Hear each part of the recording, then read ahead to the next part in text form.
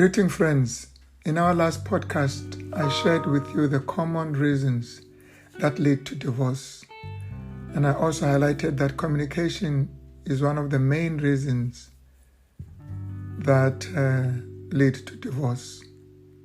There could be others, but communication and conflict resolution are the leading common reasons for divorce. I want you to take note of the following as we talk about communication, because I want us to talk about communication in this podcast, the importance of communication and what communication is and how to communicate. Now, marriages do not end up on the rocks due to lack of communication. It is not lack of words that we say to each other, but probably in most cases too much destructive, ineffective, and bad communication. In other words, it's not that we are not talking to each other, but when we open the mouth, what comes out is so poisonous and so toxic that nothing grows. So it's not that partners are not talking, but it's what they are saying. And what they are saying in most cases is not helpful. It doesn't build the relationship. That's number one. Number two, the main reason for communication is to enhance the relationship, to improve intimacy, to strengthen the marriage. It is knowing when and what to say and how to say it.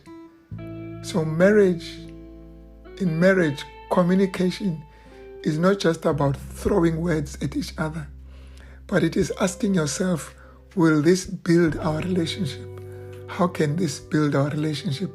So you communicate because you have interest. You communicate because you love the person. You communicate because you want to improve your relationship.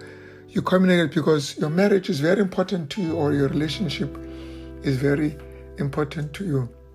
So number three is, therefore, in effective communication, there are two very important components. One, it is assertiveness. Two, it is active listening. So communication in a way is like a two-way street. By assertiveness, we mean the ability to express your feelings, to share your thoughts, to indicate your wants and your wishes. Now, in assertiveness, usually the focus is on you, the one who's speaking. Assertiveness is the ability to share what's in your heart, what the other person may not know if you don't share. I know that people who think that if you love me, you should know what's in my mind. It's only God who knows what's in your mind. But it is only as you share, not through actions in most cases, but sharing, using words to express your frustration, to express your feeling, and to even say, you know what you have done to me has made me angry. I am angry. Not you make me angry and blame the other person. But this is what I am feeling at this moment. I'm feeling very agitated. And the second part of that, of the components, one being assertiveness, is active listening. Active listening is the ability to let your partner know that you understand clearly what is being shared. And you make sure you allow nothing to disturb the process of communication. You switch off whatever that may be distracting so that you can listen.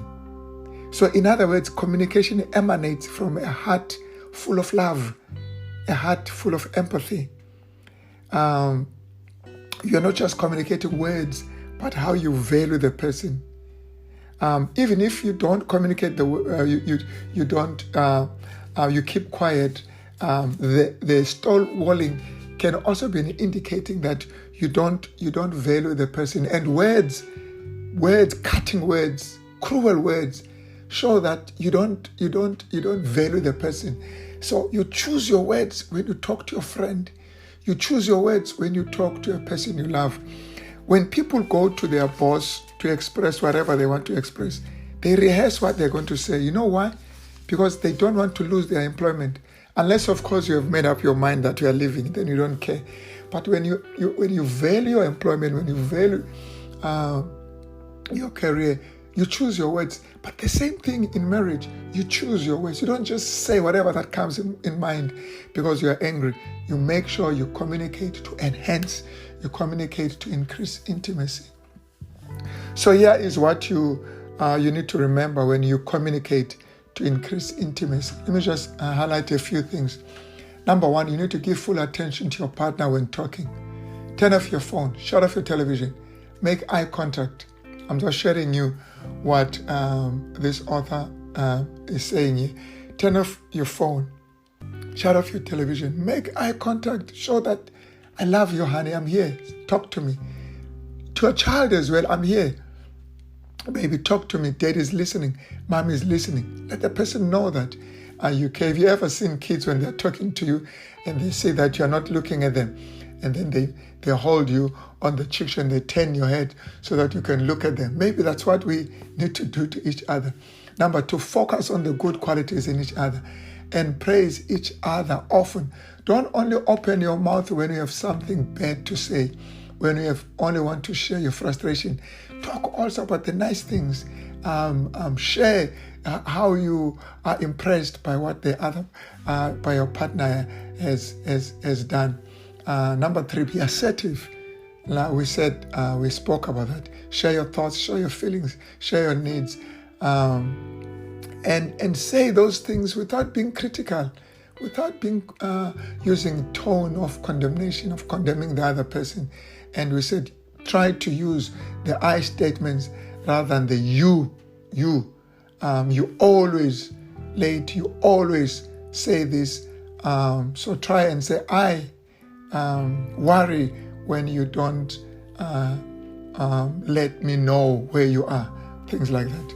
Number four, avoid criticism. And number five, if you must criticize, balance it with at least one positive comment. Indicate what you appreciate, because sometimes people may feel like all you say is the negative things, as if I never do any good thing. Do recognize. I know when you are frustrated, you don't want to be looking at the positive. It's like everything is negative. Number six, listen to understand, not to judge. Listen, take time, restate what the person has said. Ask, is this what you are saying? Many couples fight not because you are saying something, but because one is saying, this is what you mean. This is what you mean. And the other person says, but that's not what I mean. And say, no, you mean this. And then that whole thing now collapses on just on misunderstanding. Once you understand the person clearly, what he's saying or she's saying, you've almost responded to him. 50% of your challenges are over, because by the time you respond, you're going to be responding clearly, so that you don't have a situation where your partner says, but that's not what I said. And you are misunderstanding me.